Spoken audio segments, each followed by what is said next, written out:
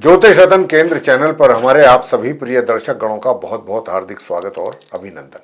प्रिय साथियों, मैं हूं आचार्य पंडित सर्वदानंद शर्मा। मेरी ओर से भी हमारे आप सभी प्रिय दर्शक गणों को बहुत बहुत प्यार भरा नमस्कार।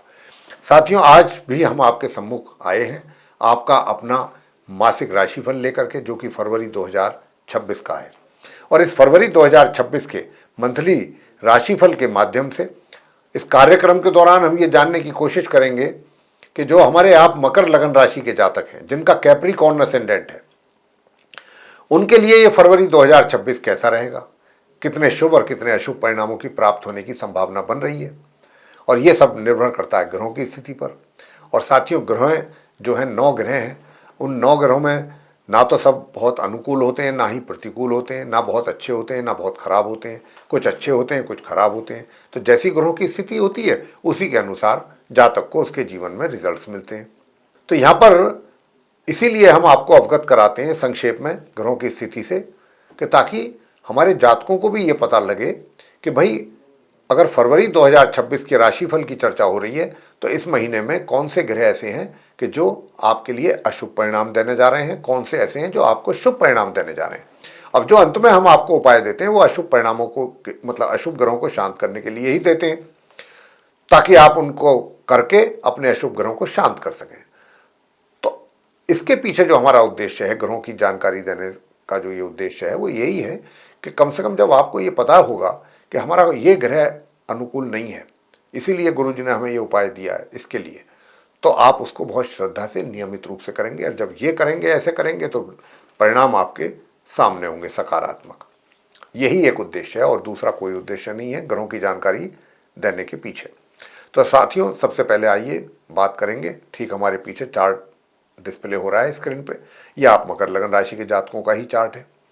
और इसमें हमने ग्रहों की स्थिति को बहुत स्पष्ट रूप से दर्शाया, कौन सा ग्रह किस ग्रह के साथ अपना संबंध बना के किस राशि में किस भाव में बैठा है, कब वो अपना राशि परिवर्तन करेगा। राशि परिवर्तन करते ही ग्रह के परिणाम बदल जाते हैं, इसीलिए अलग से हम वीडियो बना करके आप तक पहुंचाते हैं जब भी कोई ग्रह का राशि परिवर्तन होता है, कि उनका 12 राशियों पर क्या बनेगा प्रभाव। तो साथियों, इस चार्ट में जहां पर 10 नंबर लिखा है, ये मकर राशि है, शनिदेव की लगन भाव है, फर्स्ट हाउस है। और यहाँ पर सूर्य मंगल एक साथ बैठे हुए हैं, दोनों ही परम मित्र हैं। लेकिन सूर्य के साथ जो भी ग्रह आता है, राहु केतु को छोड़ करके उनके नजदीक एक निश्चित डिग्री पे वो अस्त हो जाता है। अस्त का मतलब कहते नहीं है सूर्य अस्त हो गए, तो सूर्य अस्त जब हो जाते हैं तो कहाँ दिखते हैं, विजिबिलिटी नहीं होती उनकी रहती। इसी प्रकार जब मंगल सूर्य के नजदीक आ गए हैं तो यहाँ पर मंगल भी अस्त हो जाते हैं, चाहे वो कोई भी ग्रह क्यों ना हो राहु केतु के अतिरिक्त। तो वो जब अस्त हो जाते हैं तो ज्योतिष शास्त्र के अनुसार अस्त ग्रह का जो प्रभाव है वो जातक पर विपरीत पड़ता है। अशुभ प्रभाव जो है देखने में आते हैं अस्त ग्रहों की, जब भी दशाएं महादशाएं चलती हैं व्यक्ति के जीवन में, तो ये अस्त ग्रह को अच्छा नहीं माना जाता, शुभ नहीं माना जाता। तो साथियों, यहाँ पर मंगल जो है, कहने को तो मकर राशि में है और मकर राशि उनकी उच्च राशि है। जी हाँ, शनि की राशि है ये। हालांकि सूर्य के पुत्र हैं शनि, लेकिन सूर्य शनि का आपस में शत्रुतापूर्ण व्यवहार है। तो हम तो यही कहेंगे कि सूर्य जो है वो अपनी शत्रु राशि मकर में लगन भाव में है और मंगल अपनी उच्च राशि में। लेकिन मंगल क्योंकि सूर्य के नजदीक है तो ये अस्त भी है। तो एक स्थिति तो इनकी बहुत अच्छी हो गई, उच्च की हो गई, दूसरी स्थिति दूसरे तरफ इनकी स्थिति खराब भी हो गई क्योंकि ये अस्त भी हो गए। तो ये तो यहाँ रहेंगे 23 फरवरी तक, 1 फरवरी से लेकर मंगल। सूर्य जो है 12 फरवरी तक रहेंगे। 12 फरवरी को ये यहाँ से निकलेंगे अपनी शत्रु राशि से और अगले घर में जाएंगे, द्वितीय भाव में, सेकंड हाउस में, जहाँ पहले से ही राहु बुध और शुक्र बैठे हुए हैं। कुंभ राशि है, वो शनि की ही राशि है। तो सूर्य तो अपने शत्रु के घर से निकल करके शत्रु के घर में प्रवेश कर जाएंगे कुंभ राशि में, और फिर माह के अंत तक वहीं रहेंगे 12 फरवरी से। इसके बाद मंगल है, तो मंगल भी यहाँ 23 फरवरी तक रहेंगे, 1 फरवरी से अपनी उच्च राशि मकर में। 23 फरवरी को ये मार्गी और अस्तवस्था में यहाँ से निकलेंगे, अगली राशि कुंभ में जाएंगे, द्वितीय भाव में। तो जब ये वहां पहुंचेंगे 23 फरवरी को, तो वहां 5 ग्रहों का जमावड़ा इकट्ठा होगा, पंचग्रही योग बनेगा सेकंड हाउस में मकर लगन राशि के जातकों के।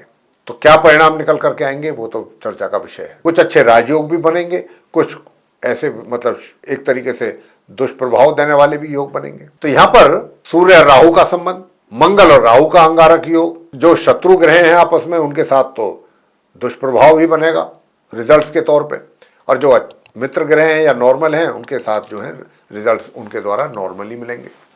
तो यहाँ पर मिले जुले परिणामों की एक तरीके से प्राप्ति का योग रहेगा द्वितीय भाव से संबंधित। अब आगे बात करते हैं बुध की। बुध और शुक्र वहां दोनों ग्रह बैठे हुए हैं कुंभ राशि में द्वितीय भाव में राहु के साथ। तो बुध और शुक्र दोनों ही, ये शुरू से नहीं है वहां पर, ये यहां पर मकर राशि में रहने हैं 1 फरवरी से सूर्य और मंगल के साथ। तो 1 फरवरी से 3 फरवरी तक तो बुध रहेंगे। बुध यहां से निकलेंगे 3 फरवरी को, अपनी समराशि मकर से निकल के समराशि कुंभ में प्रवेश करेंगे, राहु के पास पहुंचेंगे बुध। और ये जब जाएंगे तो मार्गी और अस्त अवस्था में जाएंगे वहां बुध कुंभ राशि में।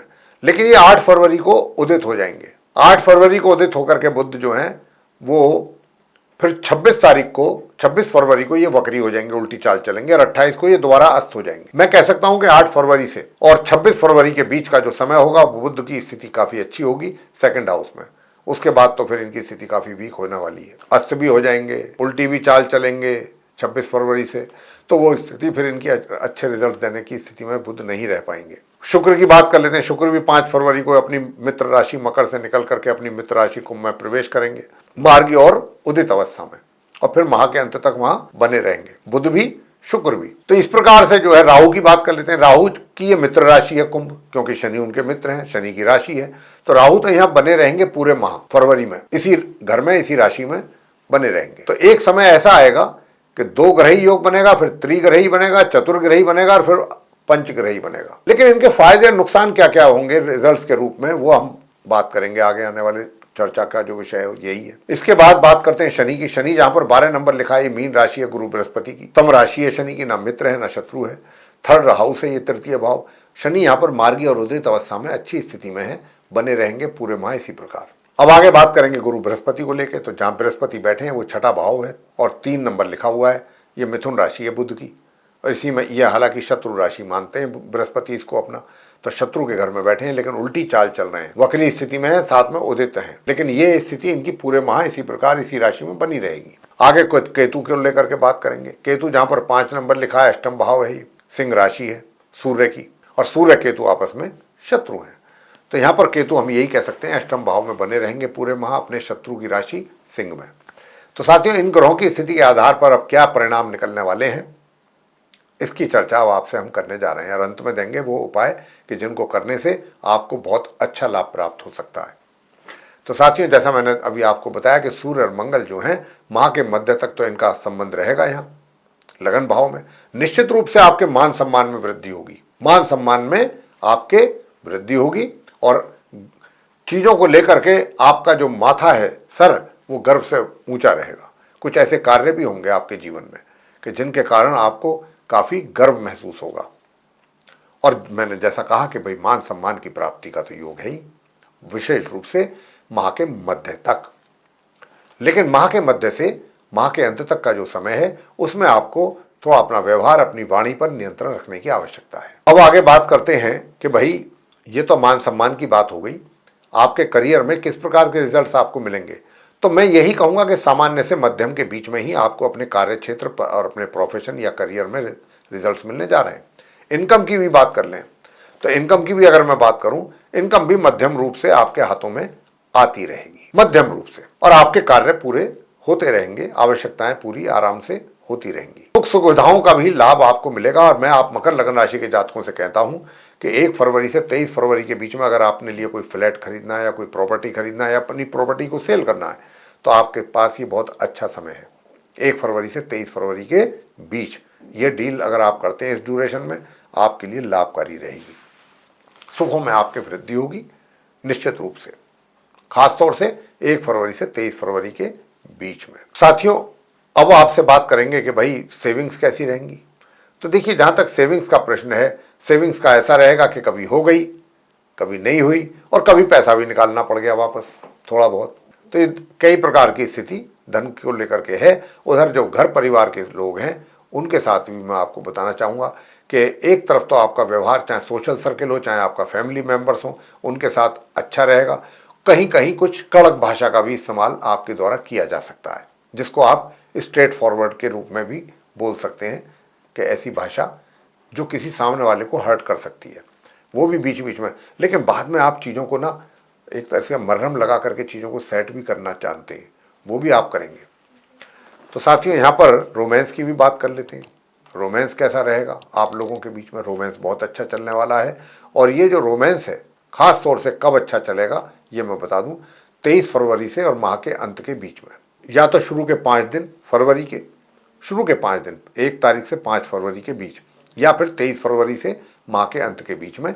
देखिए, मिलना जुलना कई बार नहीं जरूरी होता कि मिलें जुलें, आप कई बार दूसरे डेस्टिनेशंस पे रहते हैं, कहीं दूर रहते हैं, तो पॉसिबल नहीं होता, मैसेज से ही काम चलाना पड़ता है या फ़ोन कॉल करनी होती है, लेकिन संबंध आपके बीच में बहुत घनिष्ठ रहने वाले हैं। ये तो ग्रहों की ओर से स्पष्ट संकेत मिल रहे हैं। थोड़ा थोड़ा बीच बीच में कुछ कमी, अब कमी तो यही कमी है कि आप यहाँ बैठे हैं, मैं तो एक एग्जाम्पल दे रहा हूँ कि दूसरा वहाँ बैठा है कहीं दूर, अब आपको उसकी कमी, आप उसको मिस तो कर ही रहे हैं ना कैसे भी, तो ये भी अपने आप में एक बहुत बड़ी कमी है। तो ऐसी कुछ कमियों का भी एहसास इस महीने आपको होता रहेगा, लेकिन प्यार में कमी नहीं है।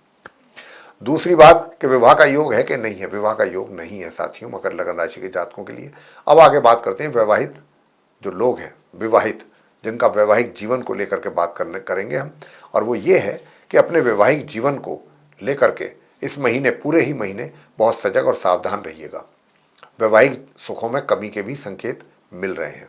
वैसे अगर आप नियमित रूप से हनुमान चालीसा करेंगे, नियमित रूप से, चाहे महिला हैं या पुरुष हैं, संध्या के समय करना है, सूर्यास्त के उपरांत हनुमान जी की आरती करेंगे तो कोई वजह नहीं है कि आपके वैवाहिक जीवन में सुखों में वृद्धि ना हो और दुखों में कमी ना हो, ऐसा कोई वजह नहीं। वैसे साथियों बात करेंगे एजुकेशन की भी बात करेंगे कि देखिए, जो हमारे ऐसे साथी हैं जो एजुकेशन ले रहे हैं, तो अगर आप एजुकेशन ले रहे हैं तो यहाँ पर आपकी एजुकेशन को लेकर के भी मैं कहूँगा कि बीच बीच में थोड़ी दिक्कतों का सामना भी करना पड़ेगा, लेकिन परिणाम आपके लिए एवरेज आएंगे, एवरेज या थोड़ा सा ऊपर निकलते हुए। हायर स्टडीज़ वाले स्टूडेंट्स को भी मैं यही कहूँगा, आपको अधिक परिश्रम करने की आवश्यकता है, तब जाके कहीं सामान्य परिणामों की प्राप्ति के योग बनेंगे। भाग्य का भी साथ जो है वो बहुत, उसमें रुकावटें रहे, आपको साफ तौर पे ये समझ में आएगा कि भाग्य ने सपोर्ट नहीं करा, वरना काम तो मेरे बहुत बन जाते, एक नहीं और भी कई काम बनते। ये चीज कहीं ना कहीं इस महीने रियलाइज आप मकर लगन राशि के जातकों को जरूर होने वाली है। साथियों अब आगे बात करते हैं कि भाई आपका पराक्रम कैसा रहेगा। पराक्रम आपका अच्छा रहेगा, मेहनत बराबर करेंगे, और जो कमी आपके भाग्य में दिख रही है वो आप अपनी मेहनत से पूरी करने की कोशिश करेंगे, और इसमें आपको सफलता भी काफी हद तक मिलने वाली है। जहां तक इस बात का प्रश्न है कि भाई संतान, तो संतान को भी जितने परिणाम माता पिता को मिलने चाहिए तो उसमें कमी रहेगी, और कहीं ना कहीं थोड़ा सा माता पिता के दिमाग में भी रहेगा कि कमी रह गई कुछ परिणामों में, लेकिन ये कमी आने वाले समय में पूरी अवश्य होगी। अब आगे बात करते हैं स्वास्थ्य को लेकर के कि भाई स्वास्थ्य आपका कैसा रहेगा। स्वास्थ्य में आपको अपने पेट से संबंधित वायु विकारों को लेकर के सावधान रहने की आवश्यकता है। बाहर का खाने से बचें और खान पीन का अपना रूटीन सेट करें, दिनचर्या अपनी सेट करें, अन्यथा पेट से संबंधित परेशानियां काफी रहने वाली हैं आपके लिए। साथियों उपाय क्या करें, प्रत्येक गुरुवार आप केले के वृक्ष की पूजा करें, पहला उपाय। दूसरा उपाय वो आपके लिए क्या है, ताकि आपके घर के बड़े बुजुर्ग भी आपको प्यार दें, आपके ऊपर उनका आशीर्वाद का हाथ बना रहे। तो एक तो आप ये कीजिएगा कि मैंने आप जैसा कहा भी था बीच चर्चा में कि भाई हनुमान चालीसा का पाठ आपके लिए बहुत आवश्यक है, तो हनुमान चालीसा का पाठ करें और सूर्य देव को भी जल देते ही रहिए, क्योंकि राहु और सूर्य की युति होने जा रही है 12 फरवरी से। ये आपके लिए किसी भी लिहाज से ठीक नहीं है, ग्रहण दोष हो रहा है, पितृदोष भी हो रहा है, और महीने में जो वो आती है अमावस्या, उस दिन किसी ब्राह्मण को भोजन जरूर कराएं, शुद्ध ब्राह्मण को अपने हाथों से, और जो भी आपके द्वारा दान दक्षिणा आपकी जो कैपेसिटी है उसके अनुसार जो बनता है वो जरूर दें। तो यहाँ पर किसी शुद्ध अच्छे ब्राह्मण को बुला करके उसको अपने हाथों से भोजन करा के दान दक्षिणा दें। साथ ही सूर्यदेव को जल देना है, मैंने ये भी बोला है। और अगर आप चाहते हैं कि देखिए चीज़ें और बेहतर हों, भाग्य का साथ मिले, तो गणपति जी की पूजा भी साथ की साथ जरूर करते रहिए। चाहे गणेश चालीसा का पाठ करें, जो भी आप, गणेश अथर्वशीर्ष करें, लेकिन गणेश जी की पूजा किसी भी रूप में करें। तो साथियों ये थी चर्चा हमारे आप मकर लगन राशि के जातकों के फरवरी 2026 के मंथली राशिफल को लेकर के। अगर आपको ये चर्चा उपायों के साथ हमारे पसंद आई है तो आप इसको लाइक ज़रूर कर लें वीडियो को, और अभी तक अगर आपने हमारा चैनल सब्सक्राइब नहीं किया है तो चैनल को भी सब्सक्राइब जरूर कर लें।